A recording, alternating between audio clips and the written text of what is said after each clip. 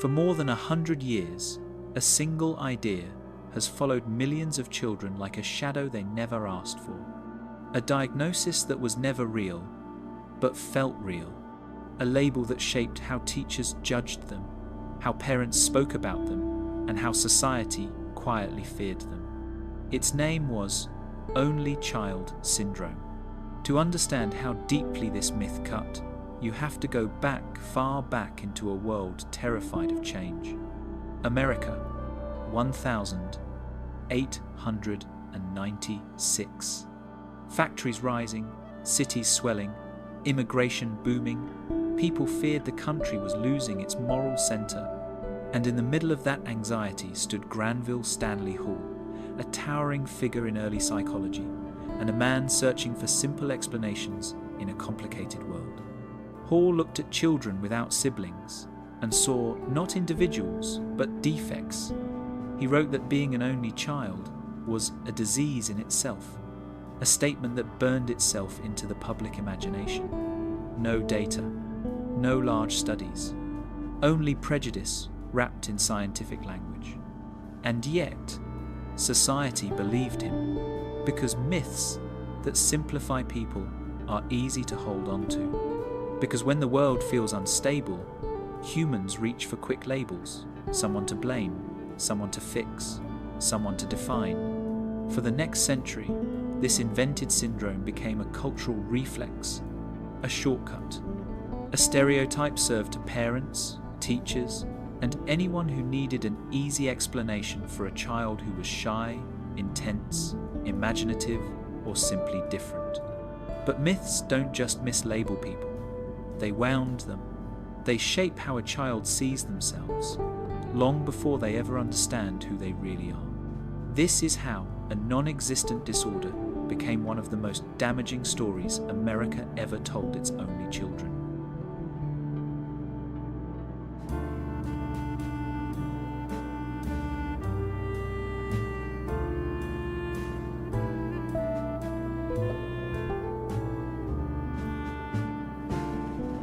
For decades, the myth marched on untouched. Schools repeated it. Parents warned about it. Society absorbed it as truth.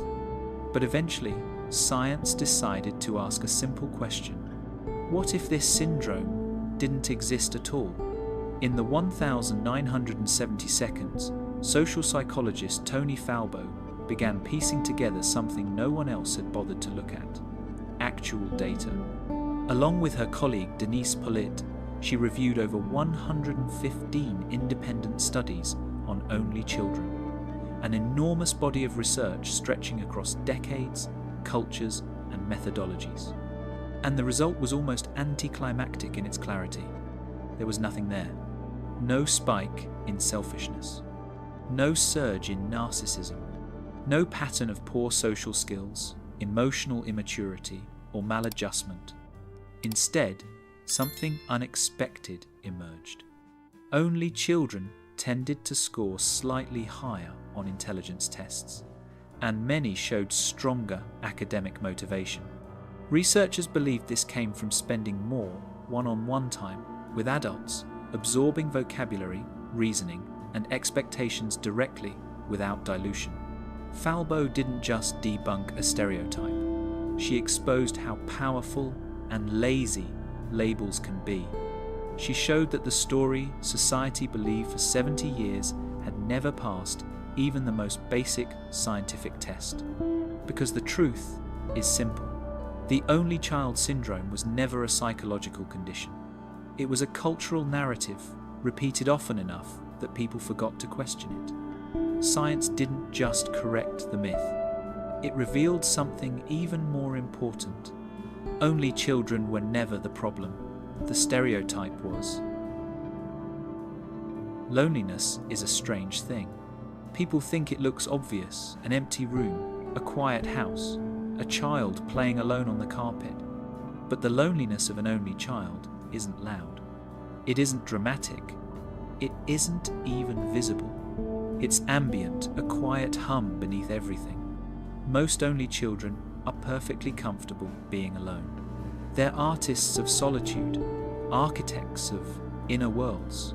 Give them a book, a toy, a blank piece of paper, and they can disappear for hours into imagination.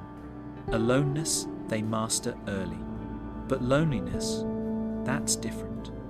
Loneliness isn't the absence of people. It's the absence of someone who shares your reality. Growing up without siblings means growing up without a witness. No one to sit beside you during a family argument and whisper, "Did you see that too?" No one to validate your confusion when the house feels tense for reasons adults won't explain. No one to share the micro moments, the raised eyebrow, the inside joke, the collective sigh when a parent slams a door. So the only child becomes the lone archivist of their entire childhood. Every emotion, every shift in atmosphere, every unspoken rule they process alone. And when you carry all of that by yourself, something subtle begins to form. A soft, lingering sense that you are on your own in ways other children are not. This invisible loneliness shapes how only children move through the world. It's why so many of them scan rooms before entering, why they read emotional cues with uncanny precision, why they can sense tension before anyone speaks a word. They grew up without a sibling buffer, so their nervous system became its own radar. But it also explains the paradox in adulthood. Only children crave connection and fear it. They long for that missing other, yet they hesitate, unsure how much of their inner world is safe to share. They've carried everything alone for so long that letting someone in feels both deeply comforting and dangerously vulnerable. This is the invisible wound. Not the solitude itself, but the silent longing for someone who understands it from the inside. There's a moment, sometimes subtle, sometimes painfully clear, when an only child stops being just a kid and quietly steps into a role no one assigned, but everyone relied on. It happens because their world is dominated by adults. Their conversations, their humor, their conflicts, their expectations, everything around them is shaped by grown-up energy. And without siblings to balance the scale, the child adapts upward.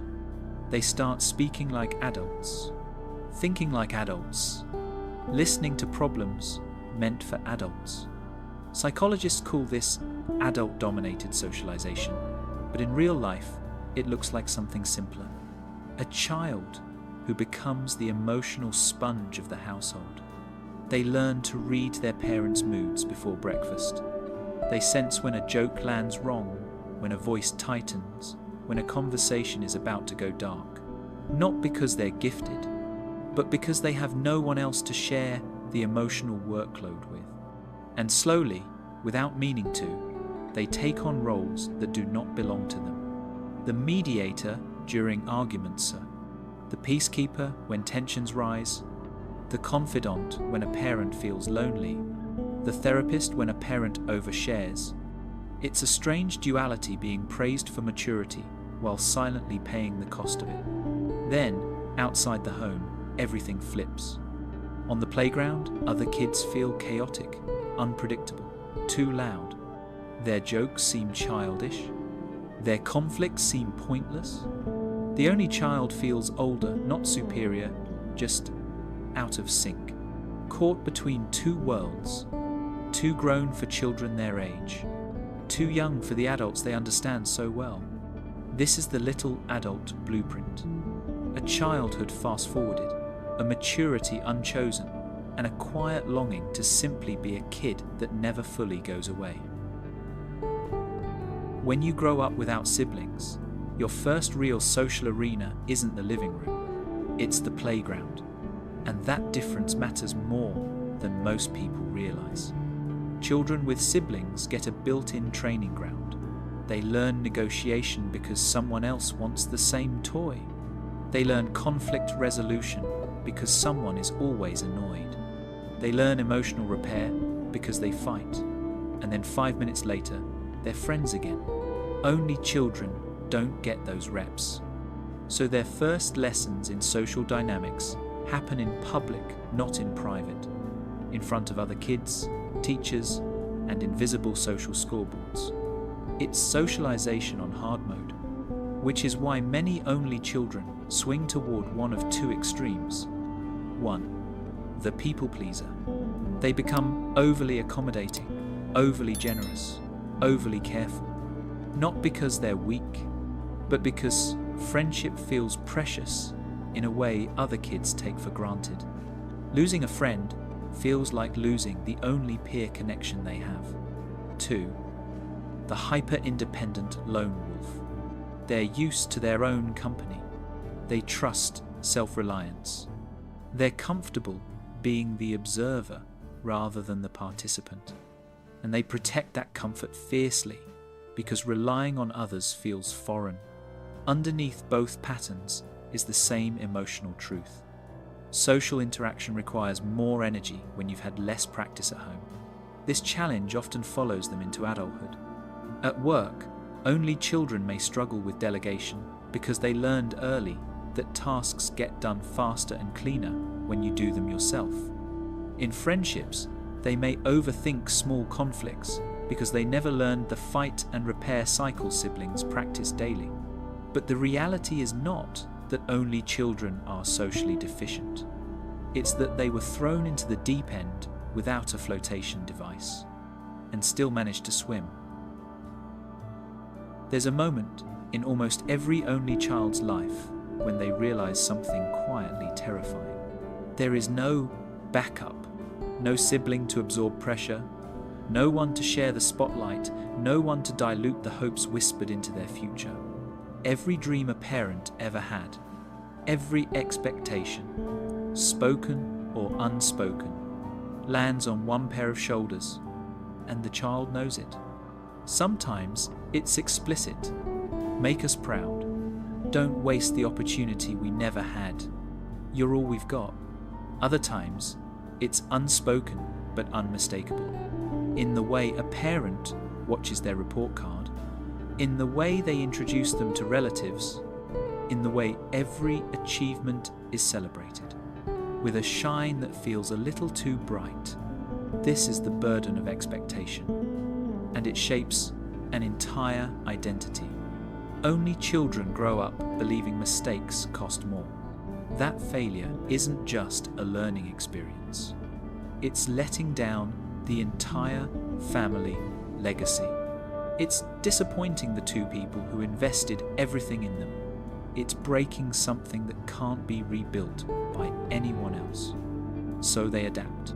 They become diligent, disciplined, hyper-responsible. Children who double-check their homework, rehearse their apologies, and anticipate consequences before adults even notice the problem. But beneath the competence lies a constant tension.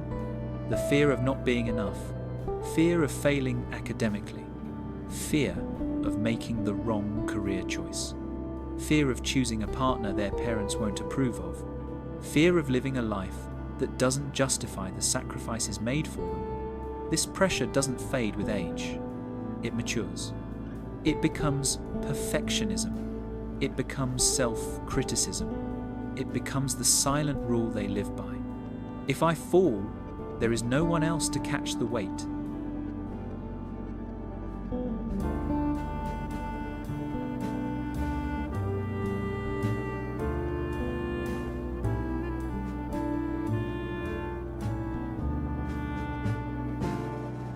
When a child grows up carrying responsibility meant for 2 or 3, something subtle begins to form beneath the surface. Not flaws, not weaknesses, but shadow traits, habits of survival that feel natural in childhood, yet turn heavy in adulthood. It starts with overthinking. Only children spend years relying on themselves to interpret moods, decode tension, and predict emotional storms. That vigilance becomes a reflex. As adults, they replay conversations, analyze tone shifts, and interpret silence like data points because their nervous system was trained to stay alert. Then comes self-blame. In a home where they're the only variable, it's easy to assume they caused the problem. If a parent is upset, the child wonders, was it me? That question follows them for years. turning into a quiet, persistent guilt whenever someone is disappointed, even when it has nothing to do with them. There's also the burden of competency. When you're praised your whole life for being so mature, you learn to hide your confusion, your fears, your messy emotions. You become the helper, the fixer, the reliable one. But inside, you may feel exhausted, unseen, or secretly longing for someone strong enough to take the weight off your shoulders just once. And then there's the need for control.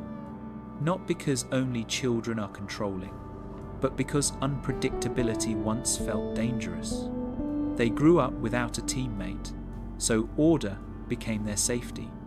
All these shadow traits, overthinking, over-responsibility, self-sufficiency that borders on isolation, are not signs of brokenness. They're signs of a child who adapted too soon, too deeply, and too alone. They're the echoes of a childhood spent trying to stay steady in a world where they were the only stabilizing force. Love is never simple for an only child. Not because they don't want it, but because the blueprint they grew up with makes intimacy feel both deeply comforting and quietly dangerous. When you grow up without siblings, your first experiences of emotional closeness are vertical, not horizontal. Parents and adults are your primary attachment figures. So you learn early to adapt, to behave, to meet expectations. Love becomes something you earn, not something that simply exists. That childhood conditioning ripples into adulthood in 3 common ways. 1. The anxious giver. They fear being too much. They over-function in relationships, anticipating needs, softening conflicts, apologizing first even when they're hurt. Underneath is the old belief: if I don't perform perfectly, love might disappear. 2. The avoidant lone wolf. They're deeply self-reliant, comfortable in solitude, and slow to let anyone close. Partnership feels vulnerable, even intrusive, because needing someone feels foreign, almost unsafe. They've survived everything alone. Depending on a partner feels like losing control. 3. The push and pull heart. A mix of both, craving closeness but fearing the weight of expectations. Wanting connection yet panicking when someone gets too close. This ambivalence is often rooted in being the sole emotional anchor for their parents.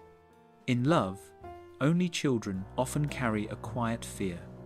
What if I disappoint them the way I once feared disappointing my parents? What if I'm not enough? Or worse, what if I'm too much? But beneath all those patterns is a truth rarely acknowledged. Only children love with an intensity shaped by years of longing for a peer, a partner, a witness.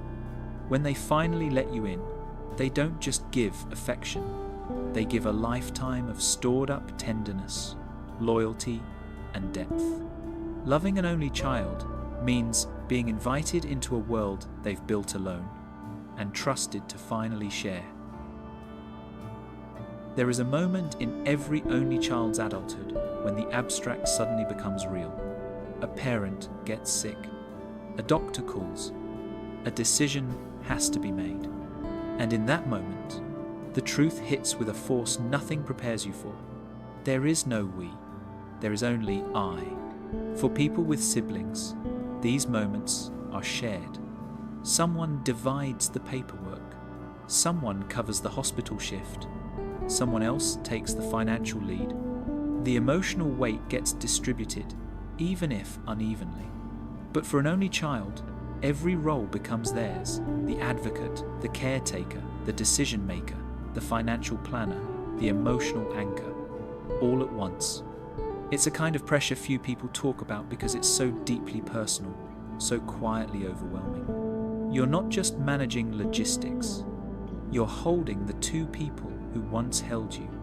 You're navigating the decline of the very figures who defined your world. The decisions feel impossibly heavy. Should I approve this surgery? Can they stay at home? Is it time for hospice? Every choice feels like both love and betrayal. Every outcome feels like your responsibility alone. And the financial burden in countries like the US only amplifies this weight. Nursing homes, medical bills, long-term care. There is no sibling to split the cost, the errands, the grief. Then comes the emotional aftermath. When a parent dies in a family with siblings, memories are shared, stories are retold, grief is held in community. But for an only child, the silence after loss is profound. There's no one left who remembers the same dinners, the same vacations, the same versions of your parents. You become the sole archivist of your entire family history, and when you go, it all goes with you. This is the burden no one sees, the future weight that shapes an only child long before it arrives. The story of an only child has never been about deficiency. It has always been about adaptation, quiet, intelligent, resilient adaptation. And when you strip away the stereotypes, a different picture emerges. Only children aren't selfish. They're hyper-responsible, shaped by carrying roles meant for many. They aren't spoiled. They're self-reliant because they learned early that their first safety net was themselves. They aren't antisocial. They're selective and loyal, choosing depth over noise. And they aren't maladjusted. They're resilient, sculpted by solitude and sharpened by expectation. But strength alone isn't the destination. Healing is. Healing begins when an only child learns they don't have to earn love through perfection. That asking for help isn't weakness. That sharing their inner world won't collapse it. That the people who care about them want to be part of their life, not just impressed by it. And healing grows when they build chosen family, create shared memories, and let someone else become a witness to their story. Because even a life built alone is not meant to be lived alone. If this video helped you feel understood, or if it reminded you of someone you love, I'd love to hear your story. Tell me in the comments. And if you want more deep, cinematic psychology videos like this, subscribe to the channel and stay with me. We explore the quiet parts of the human heart here.